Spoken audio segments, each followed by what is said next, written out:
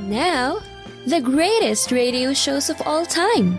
Suspense. The Shadow Node. Washington calling David Harding, counter-spy. Classic radio theater. The Great Gildersleeve. Fibber McGee and Molly. Dragnet. Gunsmoke. The Lone Ranger. Now, step back into our time machine with your host, Wyatt Cox. Good evening, friends of the Inner Sanctum. Jessica-Tandy and hume-cronyn in a very sweet show called The Marriage. This was originally broadcast on November 15th, 1953, as Liz fights a traffic ticket. Jessica-Tandy and hume-cronyn in The Marriage.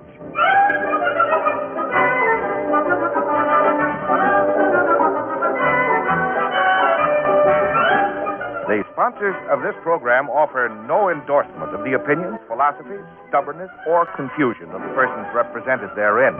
However, with the conviction that marriage remains the most popular domestic arrangement between friendly people, NBC takes pleasure in presenting by transcription one of the most distinguished couples in the American theater, Jessica-Tandy and hume-cronyn as Liz and Ben Marriott in the new dramatic series, The Marriage.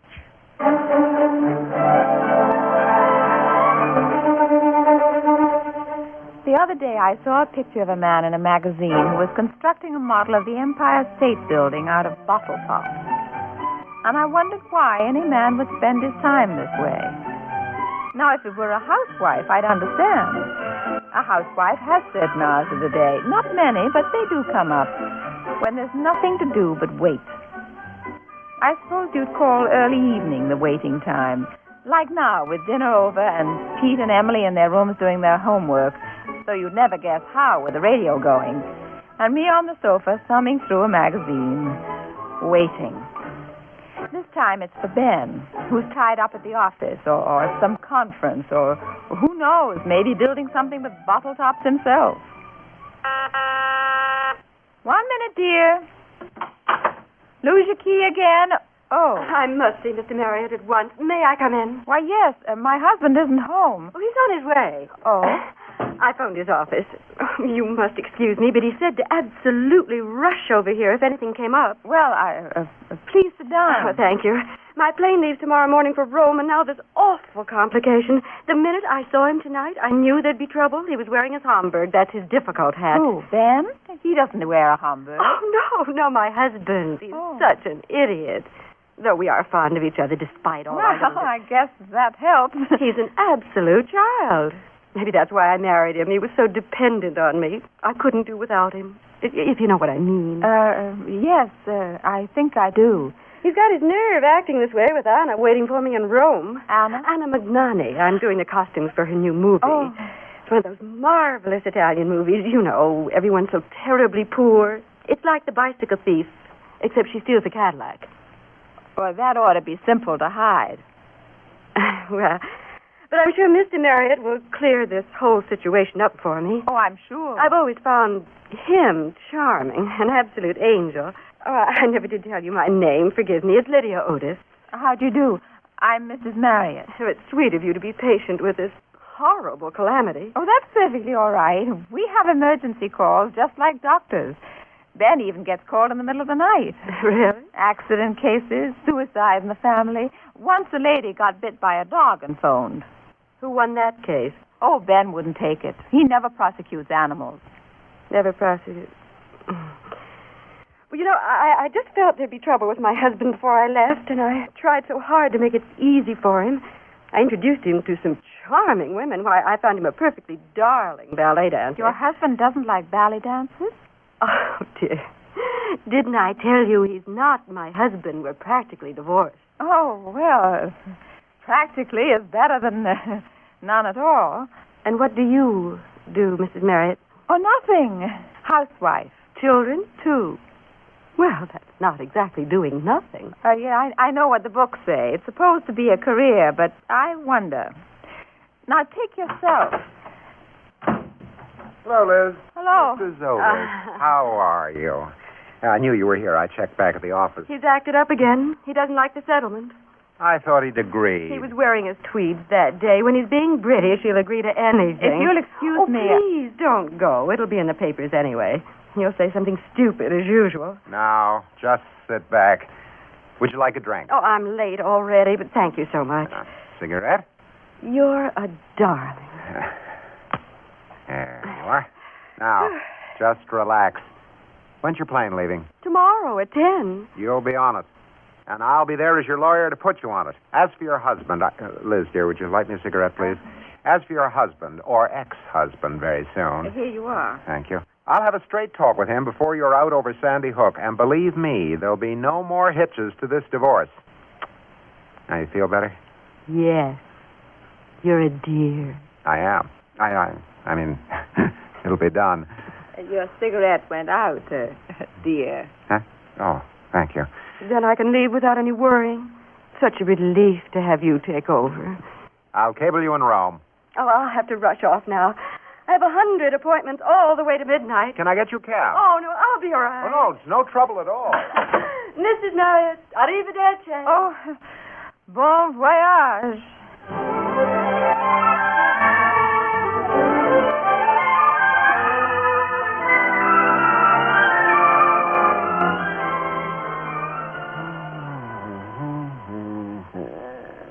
Oh, I'm beat today. Ready to turn in. How's that book you're reading? I'm not reading it. Oh? I've got it open, but I'm not reading it. I'm thinking of her. Her who? Lydia. Lydia? Lydia. Lydia Otis. Ah, she does stay in your mind, doesn't she? Fascinating woman. Vibrant. If she were any more vibrant, her earrings would ring like chimes. I thought you'd break your arm reaching for a cigarette for her. As usual, I lit my own. Guilty as charged. And that look in your eye. Go on. I'm an interested spectator. You're really taken by her.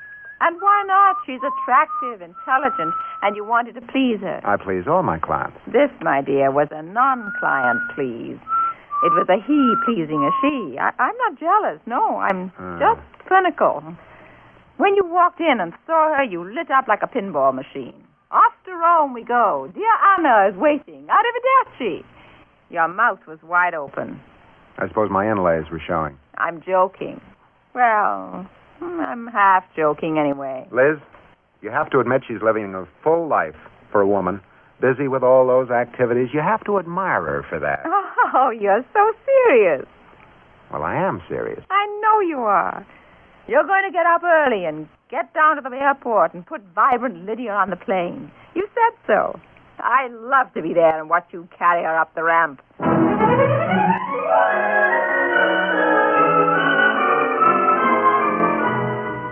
I didn't get to sleep right away. Of course, I was teasing Ben about it, but it was more than that. She was exciting and vibrant, and he did light up in her company. I remembered when he'd be pretty excited when he met me after work, long ago. And he'd listen to every word, and he'd light up for me. What happened?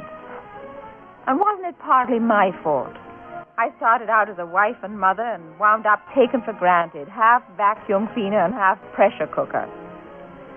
Well, I started to count my sheep again, and that ended my philosophy.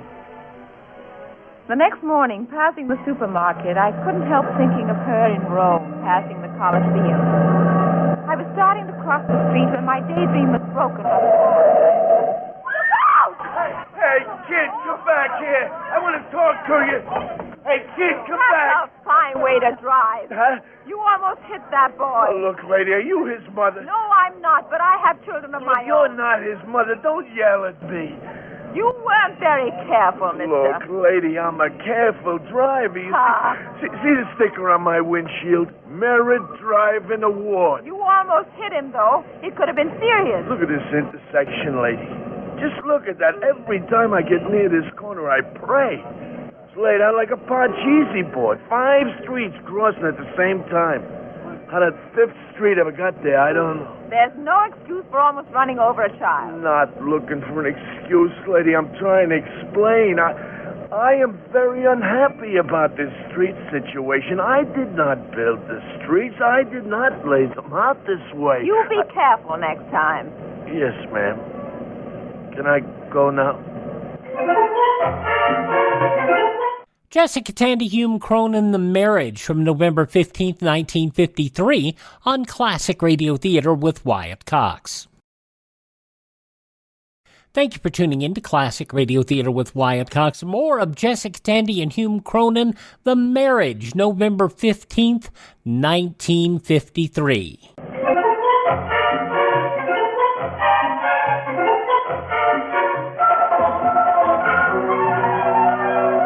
Anyway, they ought to have a play street there. Still on that, dear? I don't see how you can be so casual about it when the lives of children are at stake, perhaps your own children. The traffic problem is in the hands of what we trust are competent men. Politicians. And engineers who've made a science out of traffic control. You know, you're worried about one little street.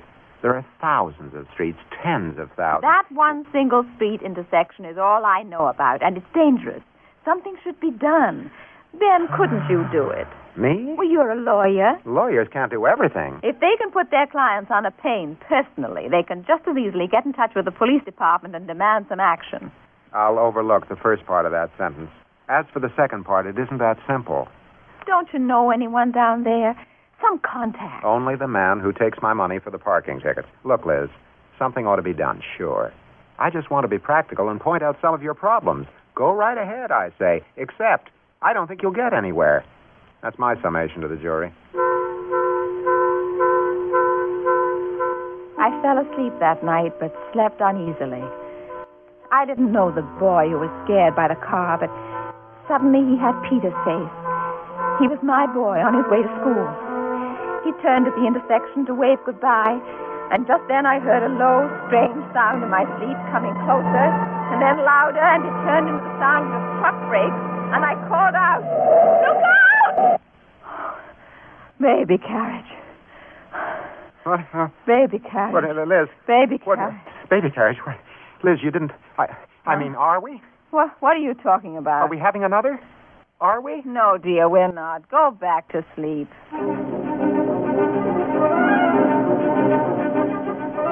The next morning, I met them on the street. The women I'd meet every day, but never really know. The women with baby carriages, shopping, sunning themselves before going back to their housework. I told them my idea. They were with me. Then I did one more thing.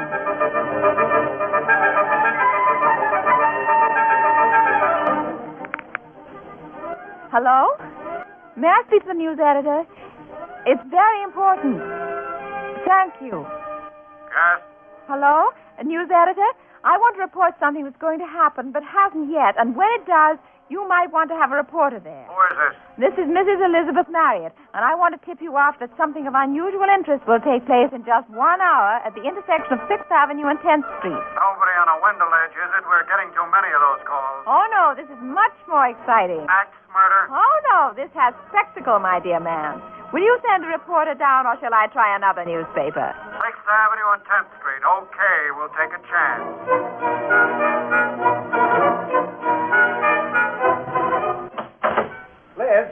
Liz, where are you? Are you home? Hey, look at this. Stop waving that newspaper around. I've seen it. You've seen it? Middle page, your picture. I know. I arranged it.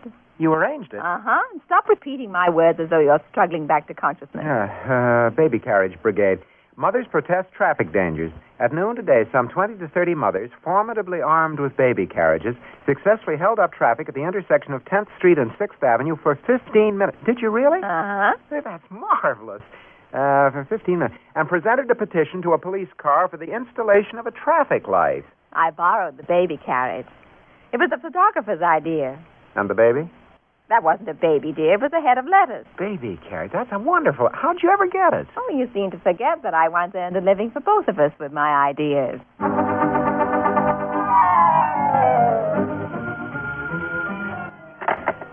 Hello? Yes, this is the Marriott residence. Who? Just a moment. For you, dear, the traffic commissioner.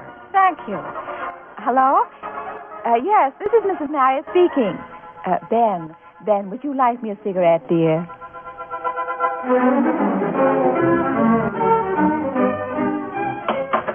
Oh, hello, Mrs. Marriott. I'm Mrs. Sanders. Oh, come in.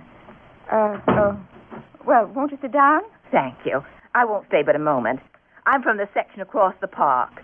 You don't know me, but we've certainly heard of you. Now, I'm with the parent teachers, and we've been wondering if we could get you over to our next meeting. Oh, well, We think you could help us get started on several projects. All we need is an example. Would you come? Why, I don't know if I suppose I can. Well, yes, why can't I?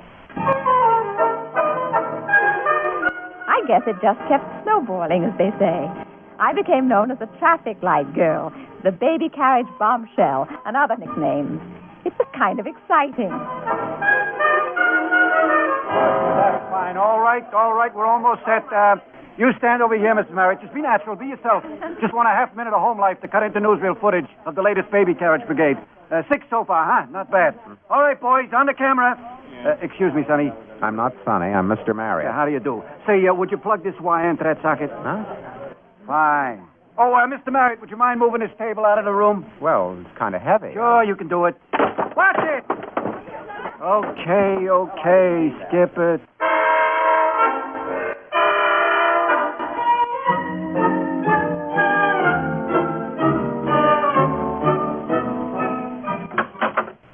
Mrs. Marriott? Yes, if you're a salesman... No, if you please, I'm not a salesman. Do I look like a salesman? Well, it's hard to tell. I happen to be against all types of door-to-door salesmanship, but I am in favor of national advertising. May I come in? Oh, sit down. If it's anything to do with my husband... No, it's you we're interested in. My card. Theodore Willis of Adams Booking, Incorporated. You're not a theater agency. Heavens, no. I dislike the theater intensely. We're a lecture bureau. Our job is to supply various civic, fraternal, and patriotic organizations with speakers for occasions large or small, whatever the subject, from fall of Rome to tension is temporary. I don't understand why... Normally, we deal with well-known authorities in their field, though you'd never know who is an authority on what these days. Who'd ever think you were an authority on traffic safety? But I'm not... In the public mind, you are. We deal with the public mind. Well, I'm not a lecturer. That is exactly our trump card. Let me tell you something, Mr. Marriott. The age of celebrities is running out. What happened to the flagpole sitters? Stirred up a nation, and now, goldfish swallowers. Remember them? Oh, yes. Well, I knew a boy... Gone. Nobody remembers them. Movie stars replaced by 3D. Animal pictures coming back. The celebrity of today is built on feet of clay. Why? Why? No human element. Oh. Without the human element, there's nothing. We have, I dare say, been going on nothing for years. Humanity is the key. But I don't quite... Not the best-dressed woman, or the Minister of Luxembourg, or the most married or divorced woman, but the common woman. How does that strike you? Well, I'll think about it. It's surefire. What will I lecture about? Women's problems. Women always have problems. I'll return in a day or two, and we'll discuss further details. Meanwhile, you can see how Mr. Marriott feels about it. Oh, you needn't worry about my husband. You see, he enjoys my doing this sort of thing. You might say he got me started. Well, in a way, he did.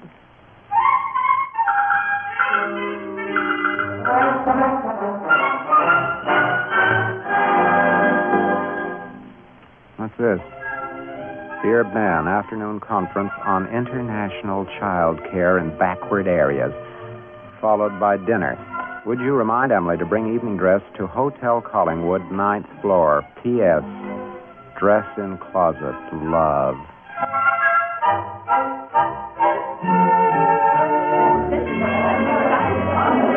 I'm sorry, Mrs. Berry is occupied right now. You can't go in there. Yes, but she wants to see me. No interviews until after the dinner. There'll be a press party then. I am not a reporter. Oh, you're not? I simply have this parcel to bring her. Now, if you'll please... Give it to me. I'll take it in to her. Here's a little something for yourself. Look, madam, I'll take it. Messenger boys aren't supposed. I'm not a boy. I'm Mr. Marriott. Mr. Marriott married Mrs. Marriott 17 years ago. Now, may I see my wife?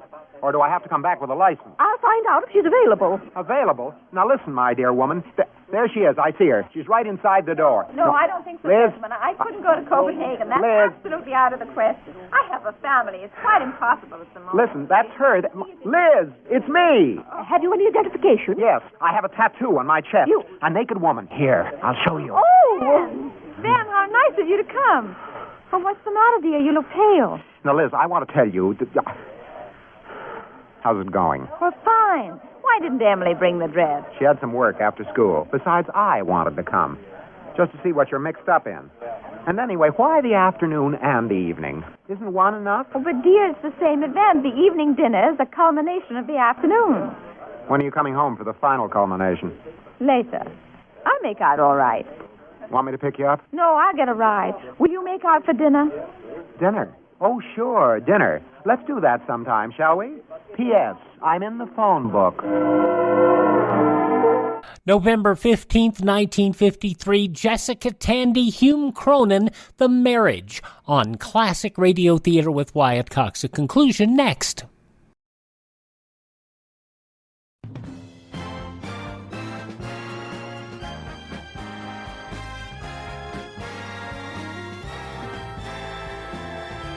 Now on Classic Radio Theater with Wyatt Cox, the conclusion of The Marriage, starring Hume-Cronyn and Jessica Tandy, November 15th, 1953.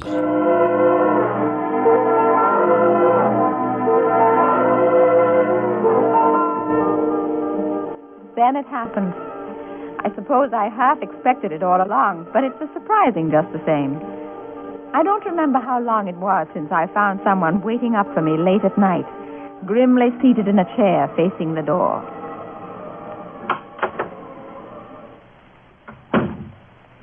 Stop. Stay where you are. Ben, you frightened me. 12:45 a.m. It's tomorrow. Do you realize that? How old are you? You're too old to be sneaking in this way. I'm not sneaking in. All right, walking in. You're not 16, and it's 12:45 and 1/2. Now, Miss Goldilocks, I've drawn up a little brief for you. Let's see. 5th of the month, lecture. 10th, lecture. 13th, Rodale. 15th, Bronx Protective Mothers League. 18th, lecture, address unknown. 22nd, helicopter flight from Flushing Airport. Don't ask me why. 25th, Brooklyn Society for Reforestation. Thought they had a tree. 30th, that's tonight. That makes 2, 3, 5, 6, 8 sorties a month.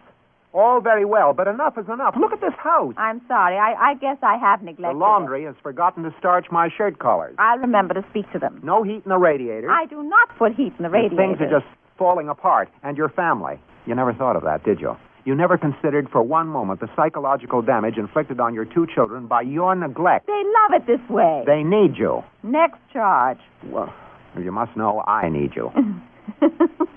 Stop that. Don't you like your wife to be vibrant and fascinating? Sure, in my own house, but not all over town. What am I shouting about? I don't know, Ben. I just missed you terribly all evening. Did you? Missed you all month. I'm sorry, dear. I want you to stay home. Please come to bed at once. Ben, dear. Oh, are we agreed? On what? We haven't discussed anything yet. Well, let's talk about it tomorrow, shall we? I'm sorry I yelled at you. After all, you have a right to do what you want, but I have a right to yell. I know, Ben. Something's happened. I took a look into myself and shook something that's been asleep for a long time. Everything that's happened, I made happen. I realized I've been living like an iceberg, 9/10 underwater. I decided to come up on the surface a little more. It's the way people ought to live, being involved, being interested, rediscovering their capabilities. Yes, but with moderation. I agree. Then what are we arguing about?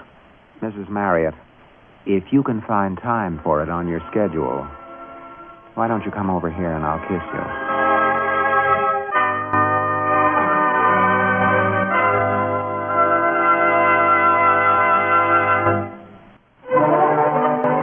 Ben and Liz Marriott will be back in just a moment. In the meantime, let us extend an invitation on behalf of our stars, Jessica Tandy and Hume-Cronyn, as well as the National Broadcasting Company, to all of you to drop by next week at this time for another half-hour observation and transcription of The Marriage, written by Ernest Kenoy. Lydia Otis was played by Fran Carlin. Others in the cast were William Zugert, Edith Gresham, Reginald de Koven, Abby Lewis, and Ted Osborne. The Marriage is an NBC radio production directed by Edward King. This is Bob Denton speaking. Ben, are you awake? Yes. Did you see in the paper about the terrible air pollution in the city? Do you realize... Now, wait a minute. Liz, before we unpollute the air, let's come to terms. 3 days a week. Do you need 3, really? At home. That includes the evenings. Definitely includes evenings. Well, Good night. Good night.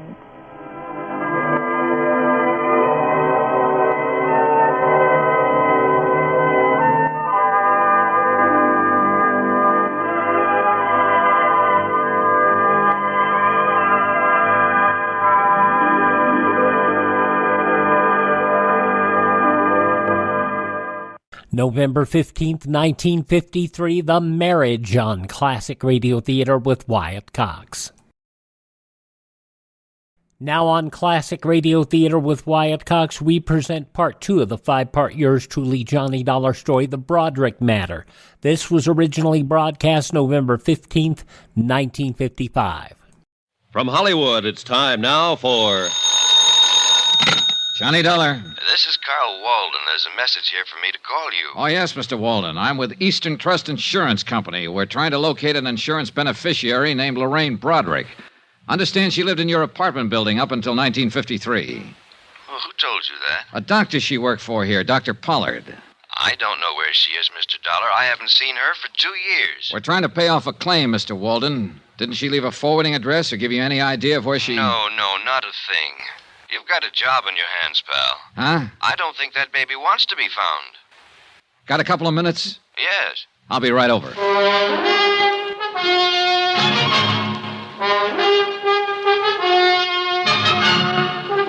Tonight and every weekday night, Bob Bailey in the transcribed adventures of the man with the action-packed expense account, America's fabulous freelance insurance investigator. Yours truly, Johnny Dollar.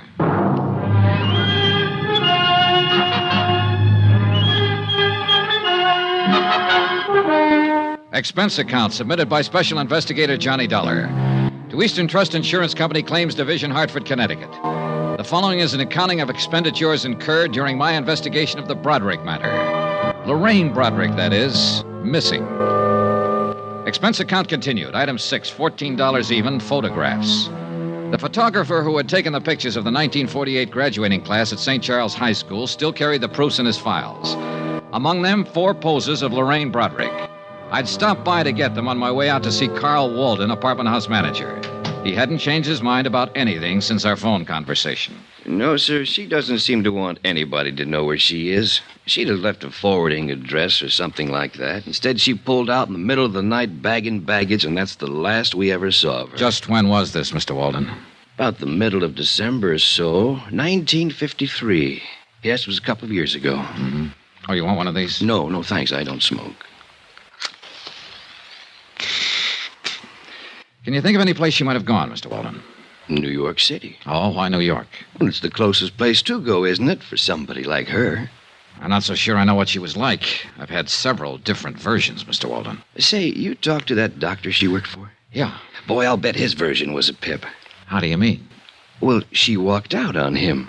That poor guy was around here several times asking if we'd heard from her, if she'd written us a change of address. He didn't say it, but I think he had it real bad for her. Oh? Oh, yeah. And I didn't tell him about the other guy either. Well, suppose you tell me about the other guy, Mr. Walden. Well, why not? Well? Well, about a week before she left, I saw her in the hall a couple of times with this other guy. Big, gray-haired man, wore Homburgs and things like that. An older man, is that what you mean? Oh, no, not old. 45-ish, maybe. You know, expensive-looking character. Drove a caddy the size of a freight train, New York plates. He'd buy and sell this place with his pocket money. Happen to know his name? No. He never came around again after she moved out. But they were sure chummy while he was here. At least a couple of times I saw them together. Can't blame him. She was okay. Did she owe you any rent when she left? Nope. Did she give you notice she was vacating? Nope, just left. A note or anything? A $50 bill on the desk in an envelope addressed to me. That's all. That's it. Well, was she friendly with anybody else in the building? Well, not that I know of. People here keep pretty much to themselves. You know, it's a funny thing. What's funny? That old boy with the Homburg. I wonder why he never came around looking for her. Good question.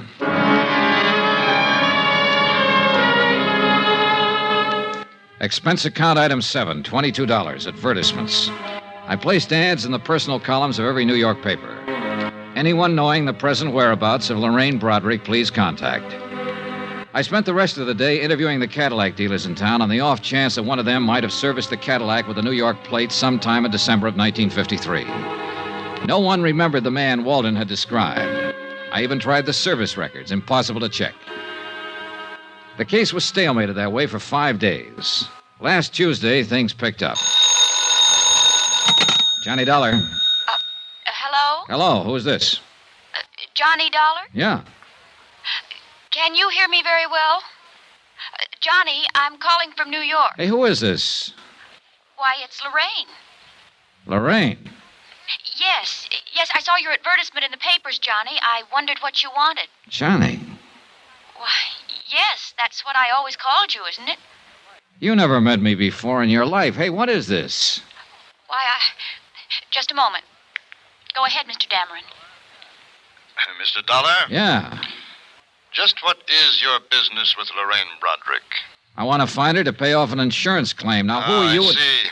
I'm sorry. I asked my secretary to say she was Lorraine.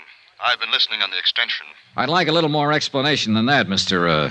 Dameron, William Dameron, 424 East 47th Street. I know how all this must sound to you, Mr. Dollar, but I'm not trying to confuse you.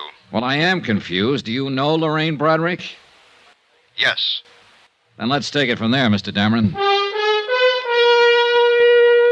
Expense account item 8, $15. Transportation and incidentals, Hartford to New York, for the purpose of seeing Mr. William Dameron, whoever he might be, and trying to gather further information concerning Lorraine Broderick, wherever she might be. 424 East 47th was a 30-story job that housed, among other things, the Union Brokerage Company. This happened to be located on a ground-level suite. It also happened that Mr. William Dameron was president of same. He looked about the way I expected. Of course I knew Lorraine Broderick, Mr. Dollar. I apologize again for that awkward subterfuge on the telephone.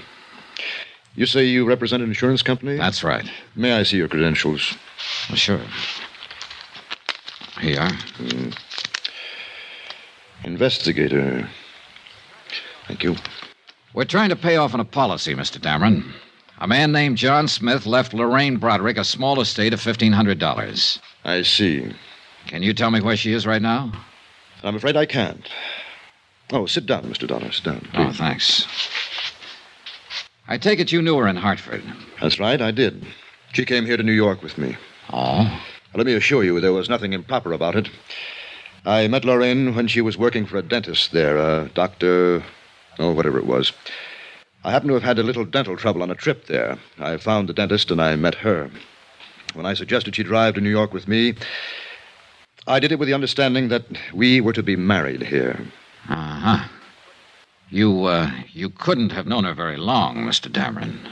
A week. No one could have been more surprised than myself at my own conduct, and still more surprised when once we arrived here, Lorraine disappeared. Yeah, that seems to be a habit of hers.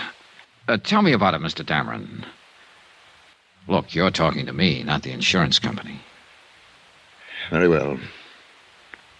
It was Christmas Eve of 1952. Lorraine was staying with my sister Pauline up in Westchester County. I picked her up about 6 o'clock that evening to go to a party out on Long Island. Between here and Long Island, we stopped for gasoline.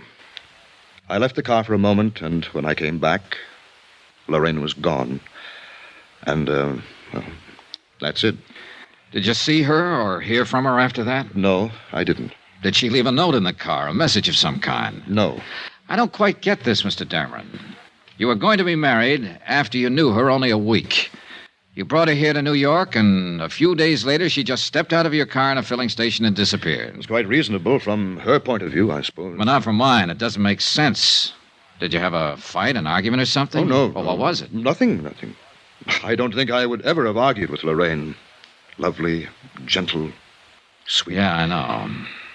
What about her things? What things? Well, her clothes out at your sister's. Didn't she send for them, or what? No, she only had 2 small bags. They're still there, as far as I know. Well, what did you do? Did you call the police? No, why? Well, I would if a girl I was going to marry disappeared like that. No, I'm afraid a call to the police would have been, well, rather awkward, a man in my position. Let me ask you this. Do you have any idea why she walked away? Yes. Perhaps it's of no practical value to you, though. Any information I can get will be helpful, Mr. Well, all right, then. I think Lorraine was frightened. Of what? Of life, Mr. Dollar. Not people or circumstances, but life. Yes. You say that with a lot of conviction. Yes, Lorraine had always been, well, a poor girl. She lived with a rather decrepit uncle for a time after her parents were killed in an automobile accident, she said. And I think that I offered her the happiness and security she had always longed for. But I also think she was not mature enough or adjusted well enough to accept it. This is of no value, is it? Well, it might be. Can you tell me if she ever spoke of any ambitions? Maybe she wanted to go on the stage or become a nurse, something. Lorraine simply wanted to be my wife and live here. I can see you find that difficult to believe when I'm almost old enough to have been her father. But that is not the reason Lorraine walked away from the car that night. Believe me, Mr. Dollar, unless I'm terribly mistaken, she was very much in love with me and wanted to marry me. Have you tried to find her, Mr. Dameron? No, I have not. I waited around the filling station that night hoping she'd return, but I didn't report the matter to the police, as I said before. I intended to hire private detectives to locate her, but then I gave that up, too. I'm afraid I don't understand this. If you loved her... Would this make it more understandable? Lorraine was a rational, normal human being when I left her in that car. No one forced her away from it, or me. The man at the filling station said she merely stepped out and disappeared down the street. She left of her own free will, for her own reasons. I think I see your point. Thank you. I've hoped that one day she would appear at my door, contact me, come to me. But she hasn't. The most matchless woman I've ever known. Is there any way I can help you more concretely?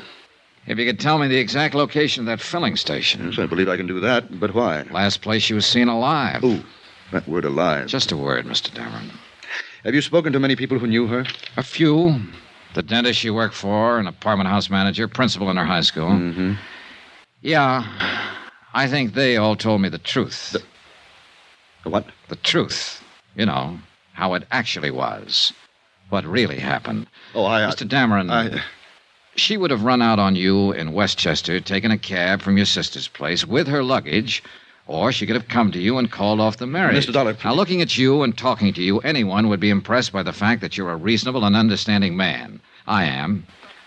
She could have left you a dozen easier ways, Mr. Dameron, but it doesn't stand to reason that she'd step out of a car on Christmas Eve on the way to a party and disappear. With no luggage, with the clothes on her back, and no more. Women don't do things like that. They want an overnight bag, a change of clothes, somewhere to go to. It doesn't make sense. But that's exactly what she did. They don't do it that way unless there's a mighty good reason. A real gilt-edged reason, Mr. Dameron. Something that says what's ahead is better than what's being left. How much did she swipe? What? What did she take? How much? Close to $6,500. $6,500. Lovely, sweet, gentle. She took it from the wallet in my overcoat while I was talking to the filling station attendant. I would have given it to her gladly. All of this, everything. But she had to steal it from me.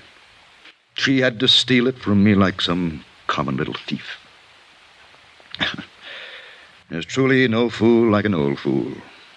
Is there, Mr. Dollar?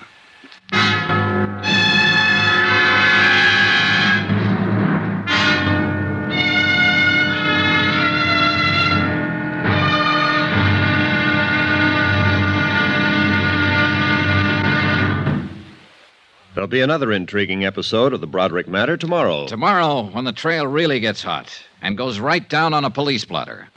Join us, won't you? Yours truly, Johnny Dollar. Yours truly, Johnny Dollar, starring Bob Bailey, is transcribed in Hollywood. Written by John Dawson, it is produced and directed by Jack Johnstone.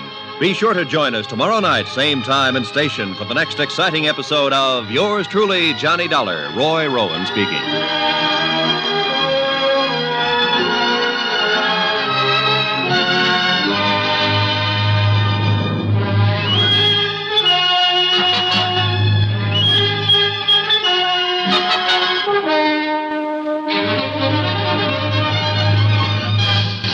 There you have it, November 15th, 1955. Yours truly, Johnny Dollar, here on Classic Radio Theater with Wyatt Cox. Thank you so much for making us a part of your day. Would you thank this station and support their advertisers. It's their kindness and courtesy that allows us to be with you each and every time we roll around here on your favorite station. Visit my friend Ted over at radiomemories.com. He supplies us a lot of the Yours Truly Johnny Dollar shows, and you can find shows there at Ted's site on cassette, CD, or flash drive for your computer, available for purchase, all restored nicely. That's radiomemories.com at very reasonable prices. Also, as we said, visit our webpage, classicradio.stream. You can stream our shows. You can find lists of sites to download our shows. You can also learn about building a classic radio collection of your own.